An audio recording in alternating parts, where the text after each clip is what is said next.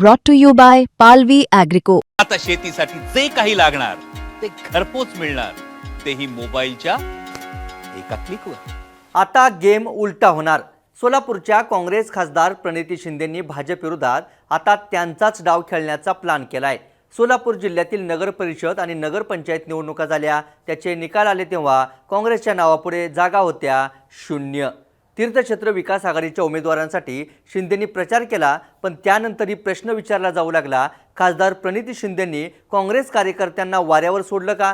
कार्यकर्त्यांच्या निवडणुकीसाठी खासदार म्हणून तुम्ही काय केलं? पण दिल्लीहून सोलापुरात दाखल होताच प्रणिती शिंदेंनी पत्ते ओपन केलेत। नगर परिषदा गेल्या, पण आता महापालिका निवडणुका जिंकण्यासाठी प्रणिती शिंदेंनी कोणती रणनीती आखली आहे आणि निवडणुकीत काँग्रेसला लागलेली गळती रोखण्यासाठी प्रणिती शिंदेंनी कोणतं नियोजन केलंय? प्रणिती शिंदेंनी भाजपला कोणतं ओपन चॅलेंज दिलंय? याचीच माहिती तुमच्यासमोर मांडण्याचा प्रयत्न आपण या व्हिडिओतून करणार आहोत। नमस्कार, मी लखन आदाटे आणि तुम्ही पाहताय मुंबई तक। सोलापूर म्हणजे काँग्रेस असं समीकरण असणाऱ्या हुतात्मा नगरीत आज ऐन महापालिका निवडणुकीत काँग्रेसला मोठी गळती लागली आहे। अगदी सुशील कुमार शिंदे आणि प्रणिती शिंदेंशी एकनिष्ठ असणारे नेतेही हात सोडतायत।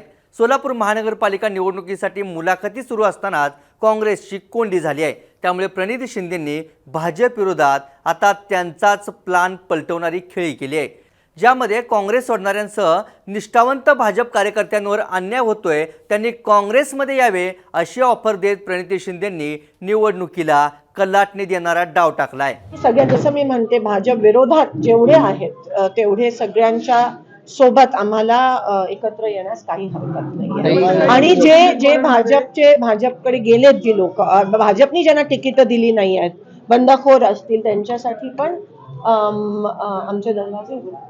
ताई, जे भारतीय जनता पार्टीतले दिग्गज आहेत त्यांना तिकीट डावललं समजा आणि ते काँग्रेसकडे मी बोलली, आमचे दरवाजे उघडेच आहेत। फक्त त्यांनी काँग्रेसची विचारसरणी स्वीकारायची त्यांची इच्छा असायला पाहिजे।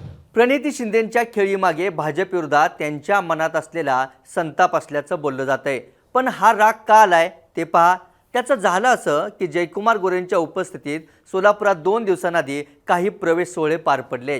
राष्ट्रवादी आणि शिवसेनेसह काँग्रेसमधील काही नेत्यांनी कमळ हाती घेतलं। या सोहळ्यात काँग्रेसचे माजी नगरसेवक विनोद भोसलेंनीही भाजपत प्रवेश केला। विनोद भोसलेंचे वडील तब्बल दशकभर सोलापूर काँग्रेसचे अध्यक्ष होते।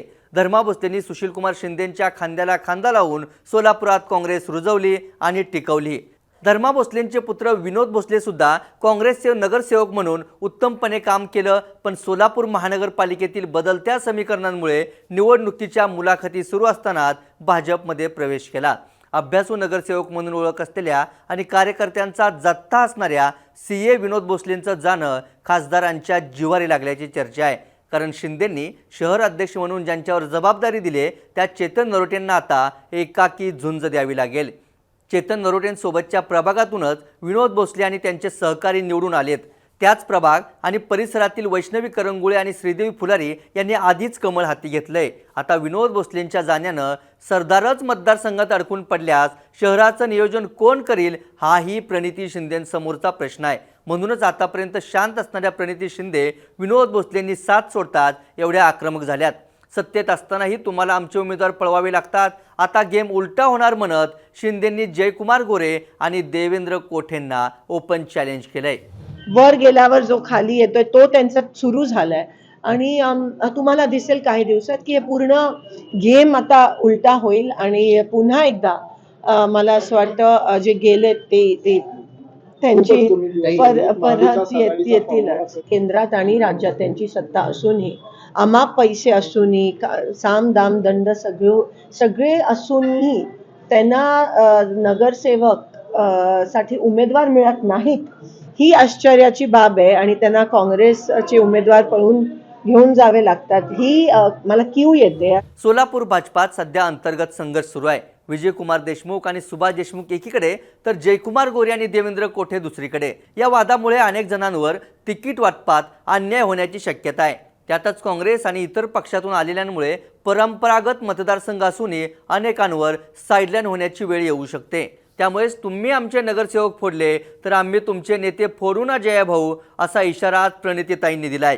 पक्षाची झालेली वाताहत पाहता वर्षानुवर्ष काँग्रेसच्या ताब्यात असलेली आणि गेल्या वेळी भाजपनं हिसकावून घेतलेली इंद्रभवन पुन्हा काबीज करण्यासाठी सुशीलकुमार शिंदे आयुष्यभराचा अनुभव कामी लावतील. प्रणिती शिंदे गल्लीबोळात फिरतील. पण आता पुलाखालून बरंच पाणी वाहून गेलेलं असताना त्यांचा प्लान सोलापूर महानगरपालिका जिंकून देण्यासाठी कितपत उपयोगी ठरतो ते पाहणं महत्त्वाचं ठरेल. या व्हिडिओत इथंच थांबूयात.